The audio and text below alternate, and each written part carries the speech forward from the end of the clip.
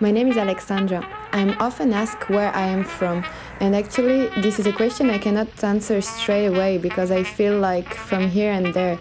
I'm born in France from Polish parents, and I've been keeping on traveling for the 3 past years, mainly thanks to European programs. I did my Erasmus in Ireland, then moved to Spain for the European Voluntary Service.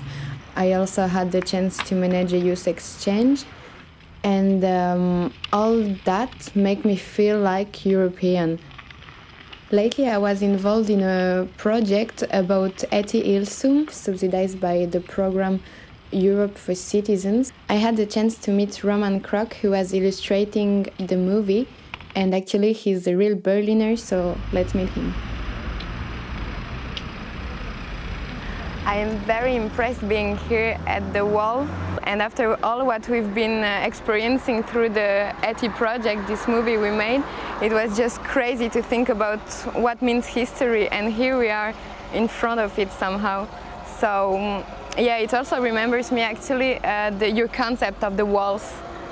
What was it exactly about? Yeah, well, the concept of walls, which I treat, which is an important topic in my work, we see right here, as you said. This is a concrete wall of the outside world, a world out of concrete. And in the project Europe for Citizens, the memory for the victims of Nazism, we worked on the diaries of Eti Ilsum. And in her diaries she worked a lot about the walls not from the outside but from the inside walls. The world and the walls inside the head. She was a lot in conflict with walls of categorization. Who's good, who's bad, who's victim, who's butcher. Walls between love and hate. And I think there's a connection between the walls of the inside world, which is always the first step for the walls of the outside world. And it is a subject which interests me a lot, this individual approach of people towards walls.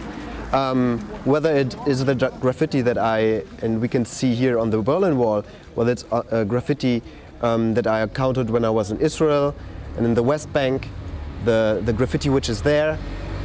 It's not for me that interesting, the aspect of judging politically whether the wall in this context now is right or wrong, but to take a look and try to learn from the very individual approach of the person who took the color and painted something. And what kind of message do they deliver? It's very diverse. You got painted a wall, and you got a wall and a door painted on it. So a door implies the desire to open it and go through. You've got a window painted as a graffiti. It's slightly different. It says you're curious about what is on the other side, but perhaps you don't want to go through, you just want to see what's on the other side. You've got graffitis breaking through the wall, or you've got graffitis of animals, cats climbing on the wall, which for me was an expression of where people are desperate, where they have the feeling as a human being, I don't have any means to cope with this wall. I have to shift an identity. And in a way it was like Eti Ilsum was talking about all these internal walls, right? And trying to overcome them and to get to know the truth of the human nature more than like any judgments, as you referred to. And actually this is something I kind of experienced moving all around Europe and benefiting from some programs of the European Union, like the European Voluntary Service or Erasmus. And actually I see it like mobility facilitated by getting rid of the walls. But on the other hand, I also see cultural barriers that are getting across, because as you're mixing much more, you can make arise cultural shocks and kind of comforting sometimes stereotypes. So it's a very hard topic also, because it's contradictory.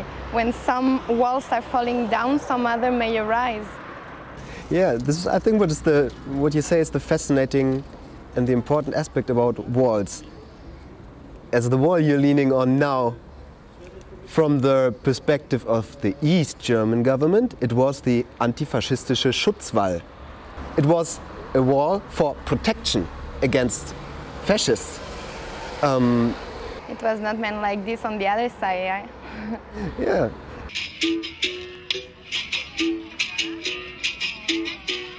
Berlin is a logical step in my personal development, and thanks to all the European programs, I had a real chance to discover different cultures and to try local integration wherever I've been.